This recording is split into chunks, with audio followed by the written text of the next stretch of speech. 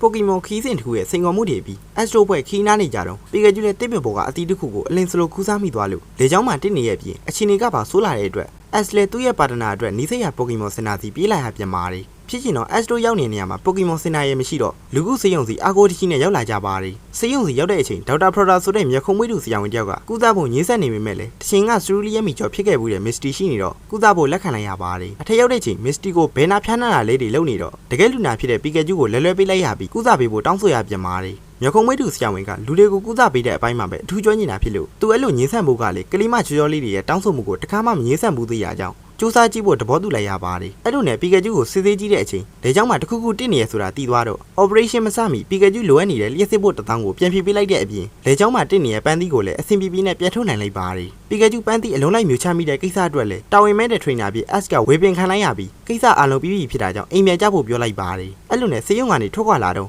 အရေးပေါ်ဖုန်းကောဝင်လာတော့သူ့ရဲ့ duty ချိန်ပြီးပြီဖြစ်တာကြောင့်ဒီတိုင်းပဲထားခဲ့လိုက်ဖို့ပြောလိုက်ပါတယ် Ash ကတော့ပီကာဂျူလိုအရေးပေါ်လူနာဖြစ်နိုင်တဲ့အတွက်ဖုန်းကင်ကြည့်လိုက်ပြီးတကယ်လေ Pokemon သိလာတဲ့ကားတစ်စီးနဲ့Tinogat Tracker နဲ့ရေတိုင်းမှုဖြစ်သွားခဲ့တာဖြစ်ပြီး Pokemon အများပြားထိခိုက်ဒဏ်ရာရသွားတဲ့အပြင် Pokemon စင်တာမှာလည်းလူနာတွေပြည့်နေရကြောင်းစေယုံစီယာယီလက်ခံပေးဖို့အကူအညီတောင်းခံလာတာဖြစ်ပါတယ်။ Duty ပြီးတဲ့အချိန်မှာတော့အလုပ်ထက်တိုးလာတာကြောင့်ဒေါက်တာ Proda လည်းစိတ်ပေါ့ပေါ့နဲ့လက်ခံလိုက်ရပြီးသူနာမည် join ကိုလည်းအလုပ်ပြီးသွားရင်ပီစာသွားစားမယ်လို့စကားဆသွားတော့ Broadhead ဆိုတဲ့ဒေါက်တာ Proda ကတကယ်အနောက်ရှက်ကြီးဆိုတာသူကတိုင်းအောင်လက်ခံသွားပါတယ်။အလုပ်လက်မလျင်အောင်လုပ်ရတော့မယ်ဆိုတာသိနေတော့ဒေါက်တာ Proda လည်း Astro 3ယောက်ကို volunteer အနေနဲ့သူခိုင်းတာတွေလိုက်လုပ်ပေးဖို့တောင်းဆိုလိုက်ပြီးပထမခီးပုံးကိုကူးသားတဲ့အပိုင်းမှာ Misty ရဲ့ပညာသားပါတဲ့ Pokemon ကင်တွယ်မှုကြောင့်ဒေါက်တာ Proda ကတော့ Misty ကသူနာပြုတယောက်ရဲ့အရေးချင်းနဲ့ပြည်မိတဲ့အကြောင်းပြောလိုက်ပါတယ်။အာဖို့ကိုစိမ့်နဲ့ကိုပြန်ထိထားလို့ကုသဖို့အခန်းထဲခေါ်လာတဲ့အချိန်တီနော့ကအဖွဲ့မဲ့တီးသွားတဲ့ Ash ကသူတို့ကိုမကုသပေးဖို့ပြောပြမယ်လေဒေါက်တာ Proda ကတော့တီတီငိန်နဲ့ပဲမေးသေးပြီးကုသပေးလိုက်ပါတယ်။အဲ့လိုတခိုးဖွဲ့ကိုမှလူကောင်းတယောက်လိုကုသပေးခဲ့တဲ့ဒေါက်တာ Proda ကို Ash ကသဘောမကျပေမဲ့ဒေါက်တာ Proda ကတော့ဆရာဝန်တယောက်ကလူနာကိုလူဆိုးလူကောင်းလားဆိုတာခွဲခြားနေဖို့မဟုတ်ပဲ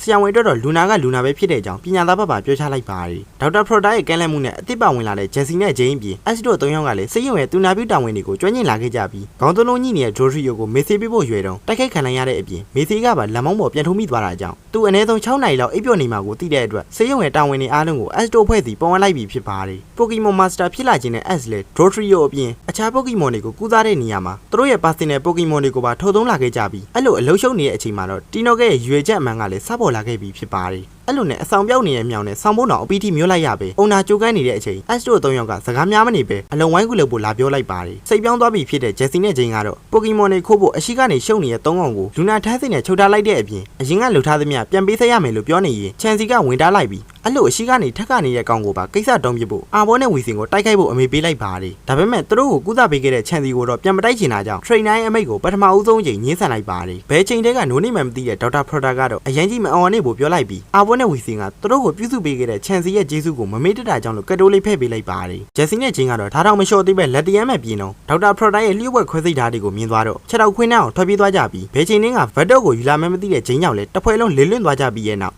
Astro ဖွဲ့ဖက်မှာတော့ဒေါက်တာ Proda ရဲ့တင်ကြမှုနဲ့ဆရာဝန်ဖြစ်လာဖို့အခွင့်အရေးကုစီရှိလာပေမဲ့လည်းသူတို့ရဲ့မတူညီကွဲပြားတဲ့အိမ်မက်တွေနောက်ကိုပဲရွေးချယ်လိုက်ကြပါတယ်။